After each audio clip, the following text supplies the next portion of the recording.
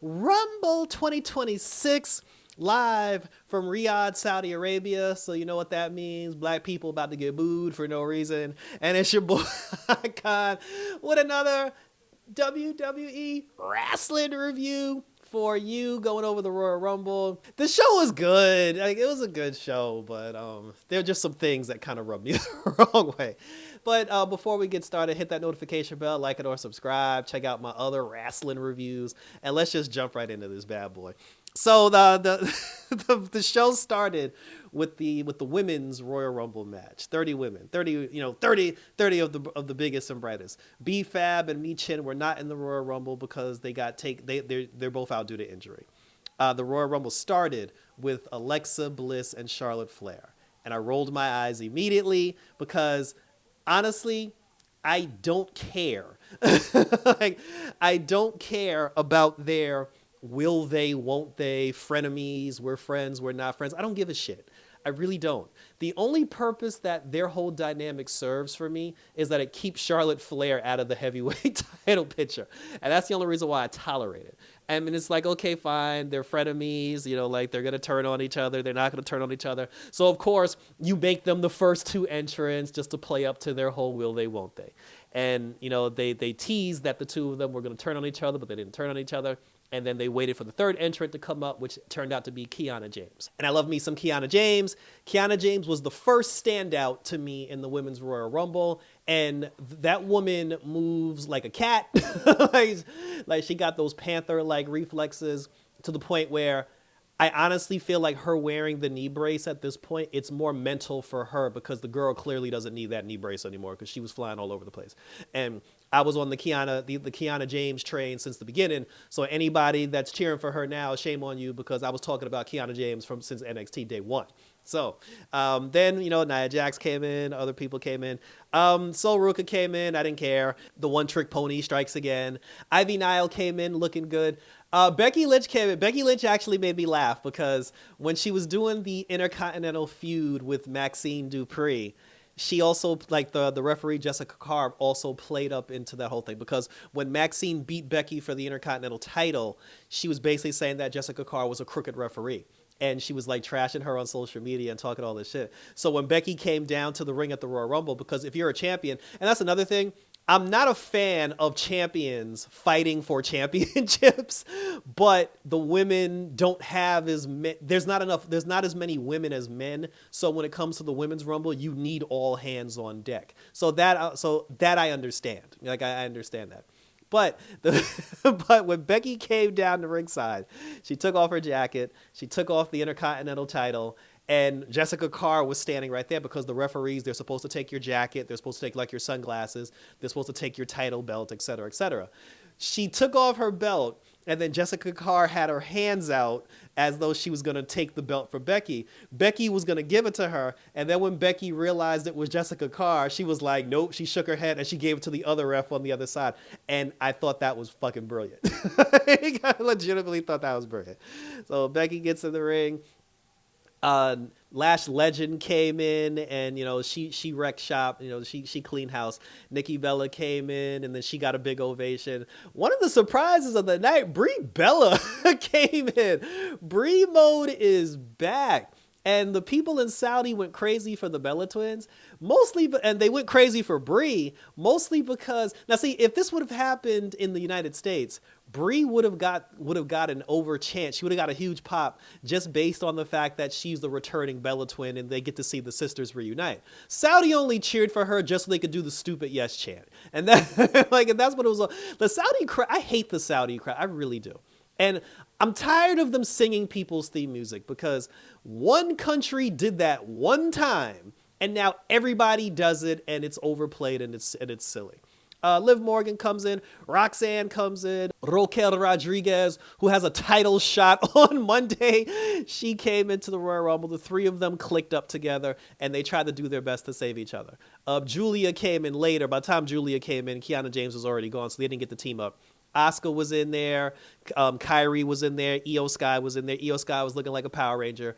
They did the whole thing where all the Asian girls were together, like doing a thing, and then Asuka got eliminated accidentally by Kyrie. So I'm like, we're not gonna get Kyrie versus Asuka at WrestleMania. So I don't even know why we're teasing. Like the whole thing with like Kyrie just needs to like break free from her already. Like Kyrie just needs to leave Asuka and just go to SmackDown because it's I have no idea where this is headed. Like it's funny to me, but I don't know where this is legitimately headed. A big surprise for me, a huge surprise for me in the Royal Rumble, which was the second standout of the Royal Rumble was Lash Legend. So Kiana James was the first standout, Lash Legend was the second. The third standout to me was Kalani Jordan, because that's the queen. Kalani came in, she was doing the reverse 450 Falcon splashes. She had a very good showing in the beginning. JC Jane was in the Royal Rumble, which is good because she's the NXT Women's Champion, and I feel like Jordan Grace came in as well, and I feel like JC Jane should get called up, like any minute now. Jordan Grace came in and, she was trying to like make her way through because the Judgment Day was basically like teaming up together trying to save each other. Lash Legend, she eliminated both Bella Twins. She eliminated Charlotte Flair. Like, Lash Legend, I think she had about 5 or 6 eliminations. She had the most eliminations, but that Charlotte Flair one, when she got rid of Charlotte Flair, like that was a big deal. That was a big deal. Becky didn't stay in that long. Like Alexa didn't stay in that long. So that was kind of weird to me. Charlotte, like she always got to like make herself look good. So Charlotte stuck around for a while.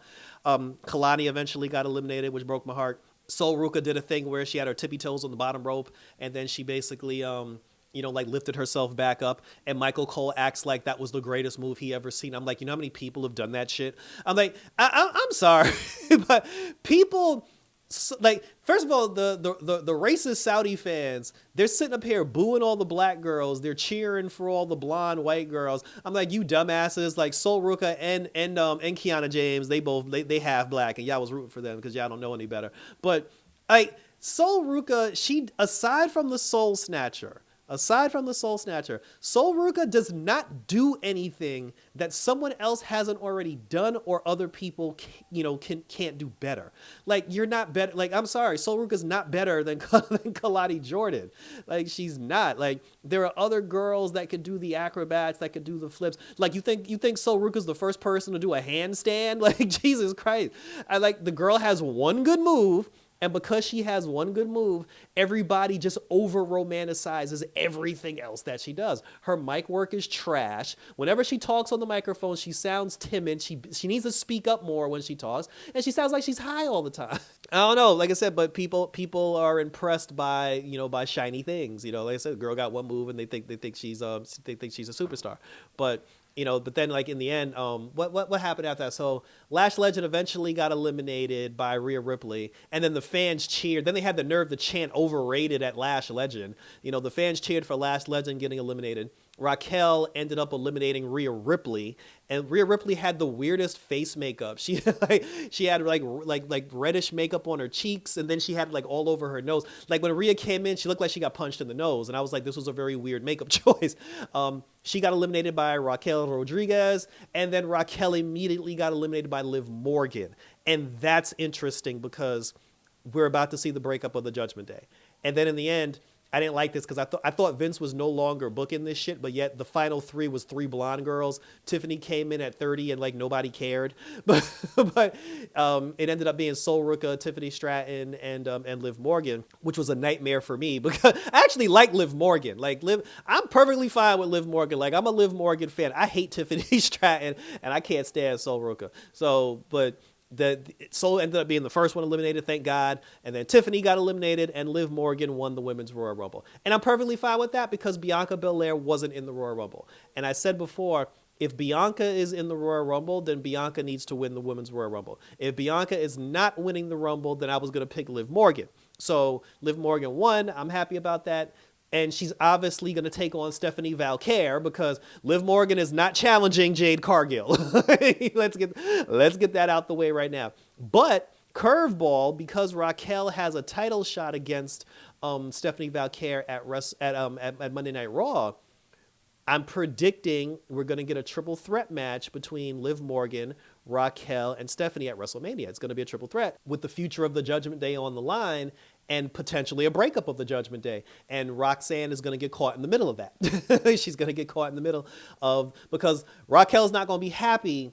Like, I mean, in retrospect, should Raquel feel some kind of way that she got eliminated by Liv Morgan when they had agreed to team up together? Yes, she should feel some kind of way about that. But at the end of the day, she really shouldn't be that mad because, bitch, you get a title shot on Monday Night Raw. So for her to have a problem with that, the only way that they're going to have like a huge issue between Raquel and Liv is if Liv costs Raquel the title, on Monday Night Raw or something. But I don't know, but I'm interested. My prediction is we get a three-way between Raquel, Liv, and Stephanie Valquer. That's my prediction. Like I said, Liv Morgan is your Women's Royal Rumble winner, which is awesome. For me, the three people that stood out was Kalani Jordan, Lash Legend, and Kiana James. And these women need to get pushed. Selena Vega was in there also. And my whole thing was Selena Vega, if you're with your husband now, and if you're doing the whole goth, spooky, like devilish girl gimmick, you need to change your theme music. You need to change your theme music. Because like that kind of didn't click for me. But I also want to see if JC Jane gets the call up pretty soon. And I'm a fan. I think all the girls from NXT, Lola Vice was in this match as well, speaking of NXT. And Lola Vice, she had advertised that she was going to be in Mexico City for one of the AAA shows. So everybody was just like, oh, she's not going to be in the Royal Rumble because she's going to be at the AAA show. The AAA show was pre-taped. So Lola Vice was in the Rumble. But every woman from NXT that was in this Royal Rumble should get called up to the main roster immediately, except Kalani Jordan. Kalani should stay in NXT, become NXT Women's Champion, and run roughshod on that bitch for a whole calendar year. The people who I can't stand didn't win, so that was good. I like Liv Morgan. Bianca's still up in the air. Maybe she'll come back for the Elimination Chamber. Who knows? But we shall see. And that was it for the Women's Royal Rumble, and we're moving on to the next match. The next match was the retirement match, AJ Styles versus Gunther. I mean, there's no reason to talk about the match. AJ lost. We all knew AJ was going to lose. His contract I think is up now. Like it's up like the first week of February. He's done, and when the match was over, he passed. He didn't do the John Cena where he didn't tap out to the sleeper hole with a smile on his face. He actually passed out. And the referee raised his arm, saw he was dead, and then the referee called it. AJ Styles lost, and his WWE career is officially over. He got a nice standing ovation, and then he did the thing where, you take off like your gloves or your wristbands or your wrist pads or your boots, and then you leave your belongings in the ring to signal that your career is officially over. He took off his gloves. And before he put his gloves on the floor to symbolize that his career was over, he changed his mind and he put his gloves back on. And the crowd started cheering. I mean, I don't know why the crowd was cheering because his career is over, but what that symbolizes is he's like, yes, he lost to Gunther. He has to honor the agreement, and his in-ring WWE career is officially over. He is now going to finish out his calendar year for 2026 in TNA. Maybe he'll go to Japan. Either he's just gonna flat out sign with TNA and finish his career with TNA, or he's gonna spend the next year just traveling the independent scene. He's gonna go to Japan, go to other places, and just wrestle all over the world. Just because your WWE career, just because he lost to Gunther and his career is over in WWE, that doesn't mean he can't wrestle somewhere else. Like, that doesn't mean he can never wrestle somewhere else. And he's gonna finish with TNA. So that's the prediction. But I mean, it was a good match. It was nice to see. It was a good outing. So I mean, his final WWE match was definitely a good one. Shout out to AJ Styles, the face who runs the place, the face that runs the place, the man who beat up John Cena. Like, I'm gonna miss him, but thankfully, TNA comes on A&E, which is on regular television now, so I can catch the phenomenal AJ Styles as he goes after the TNA Impact World Heavyweight Championship on Thursdays. Shout out to AJ Styles, and I salute you, my friend. Another match where there's no reason to get into long, drawn-out details. Sami Zayn versus Drew McIntyre in Sami Zayn's home country, technically, I guess. Canada and Saudi, those are his places. That's his origin, and he lost. He lost. They did all that for nothing. Like, he lost. So, I mean, honestly, I understand Drew just got the belt. But at this point, if you didn't put the belt on Sammy today, like, if you didn't put the belt on Sammy now, there's no point. There's no point. What's the point? Drew's still champion, and that's basically it. That's basically it. Sammy's done. Like Sammy's cooked. Like I don't even see a plan for him at WrestleMania at this point. Unless he weasels his way into it. Well, no, because the WWE title match is going to be a triple threat between Cody, Drew, and Jacob Fatu. So Sammy's not going to weasel his way into that one. So I don't know. Like I said, Sammy wrestled Drew, Sammy lost. We're moving on to the men's Royal Rumble match, which was way more lackluster than the women's one. The women's one at least had some excitement and some oomph. The men's one, like towards the second half, it just kind of like fell off for me. But the first entrant was Obafemi. And the fans knew that for some reason, because before they even played his music, like people were like chanting Oba. And for some reason, as much as Saudi Arabia likes to boo black people, they were cheering Oba, Oba, Oba. And I guess because since he's presented as like a big star, they're just like, oh shit, let's get on the bandwagon and just cheer for the big star. But Oba came in at number 1, which was weird. And Braun Breaker came in at number 2.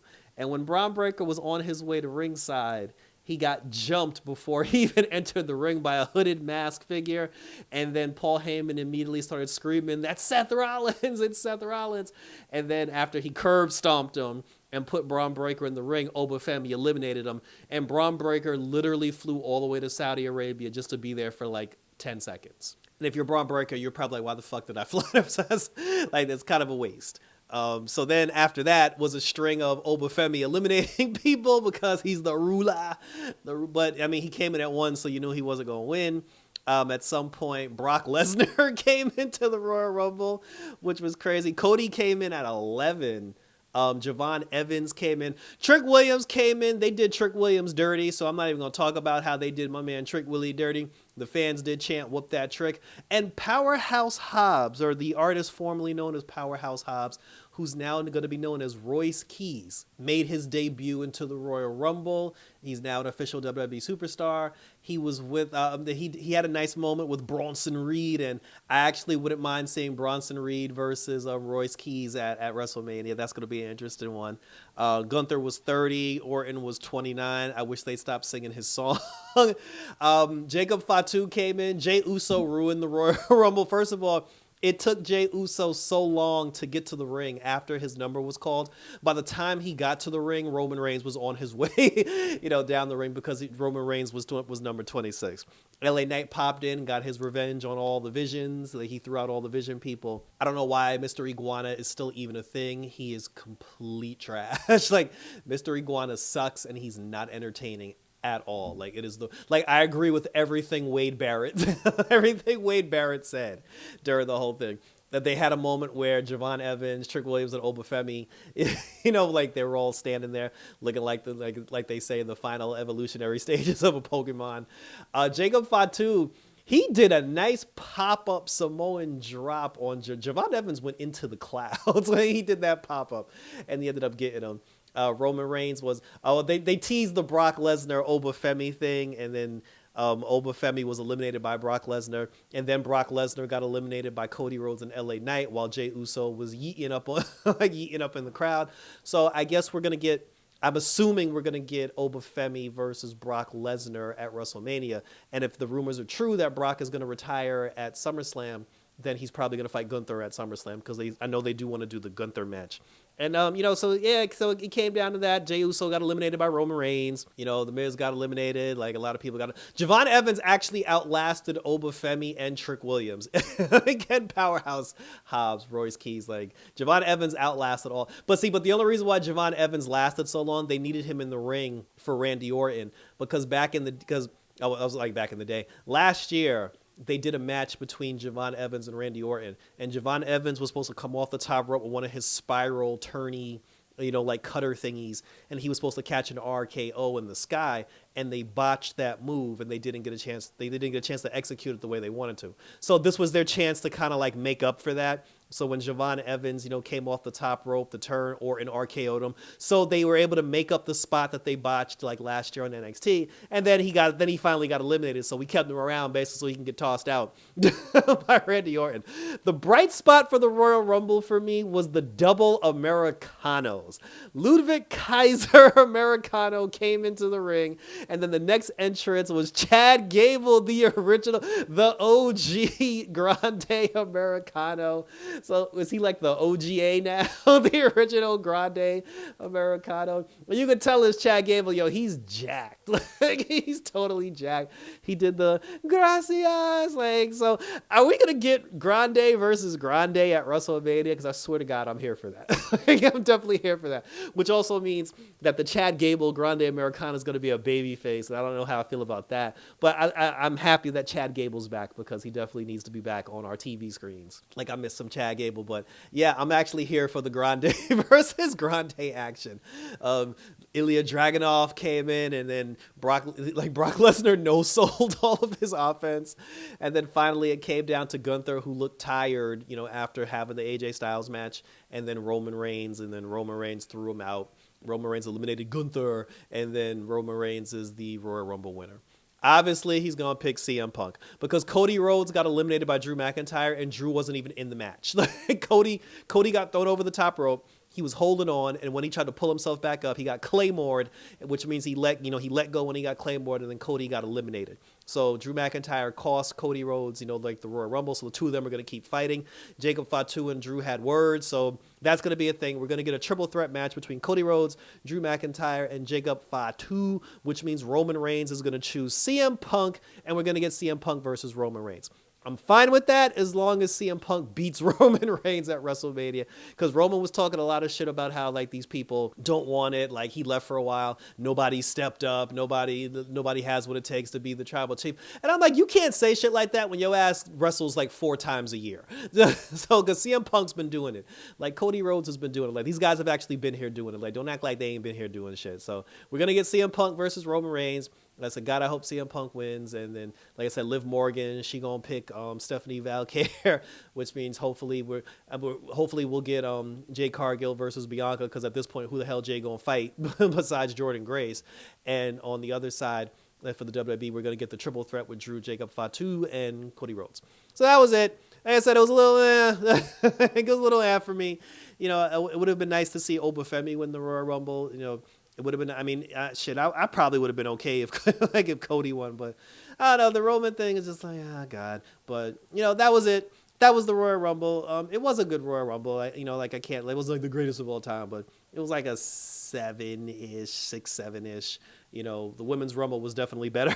that was CM Punk came to Saudi Arabia for nothing because they could have at least gave us Punk versus Balor one more time, but whatever. That was it. That was the Royal Rumble live from Saudi Arabia, and thank you for tuning in.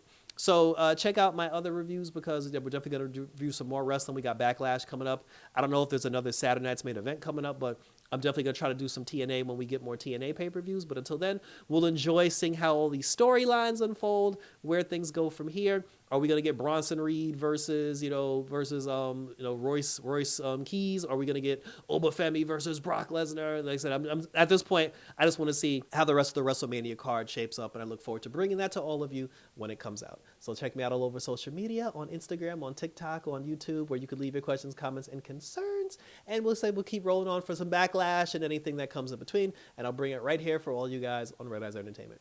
So that was it, guys. So thanks for tuning in. Signing off for the Wrestling Live from Saudi Arabia. Take care, and we're out this bitch.